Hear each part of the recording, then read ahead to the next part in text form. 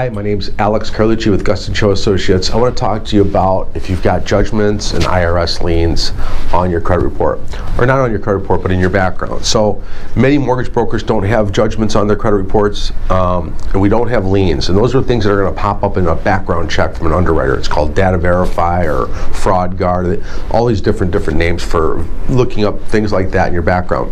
Sometimes you get blindsided the day before closing or at the closing table, the title company finds a judgment against you.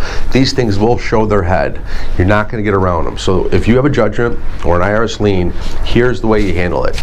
If it's a judgment, you have to either A, pay it in full, or tell them, call them up and negotiate half price and get a release from them during the process. So if we're in the loan process and this judgment comes up, you either have to pay it in full. If the judgment company won't negotiate, if they will negotiate, you need to pay them, and they need to give us a release form showing that judgment's released. That's one way to handle it.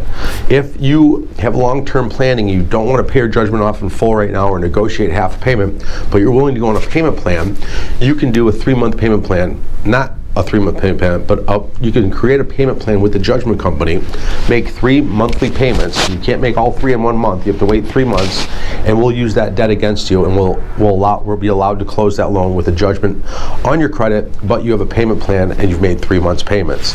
So that's one way to get around a judgment.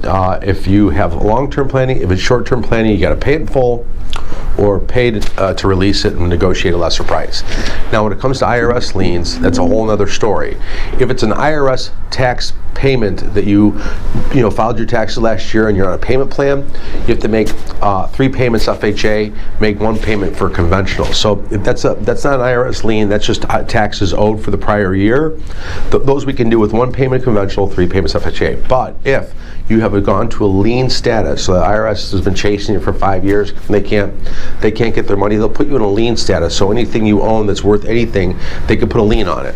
They can go after your bank accounts, your stock accounts, your properties, all sorts of things. So they can put a lien against your money. So in that case, you need the IRS to subordinate that mortgage. So you want the IRS to be second position, so they can't decide to close on your house to take your money. The bank's got first position. Now it's very rare that I have clients that go through that process. A lot of people that want to, but no one ever goes through that whole process of applying to the IRS and ask them to subordinate a lien. Now in some cases it's very easy to refinance. You're pulling some cash out and you're going to give the IRS a big chunk of change. Sure, they're going to let you refinance and do that because there's benefit to them. Now going out and buying a mansion, probably not. But if you're just going to buy a small little home for yourself, they might subordinate that house. They don't want to prevent home ownership, so it's worth a shot if you really want to buy a home to apply for that IRS subordination. I know it's complicated. If you got any questions, I'll explain it to you better. Give me a call at 630-915-7550, and please subscribe to our videos. Thank you.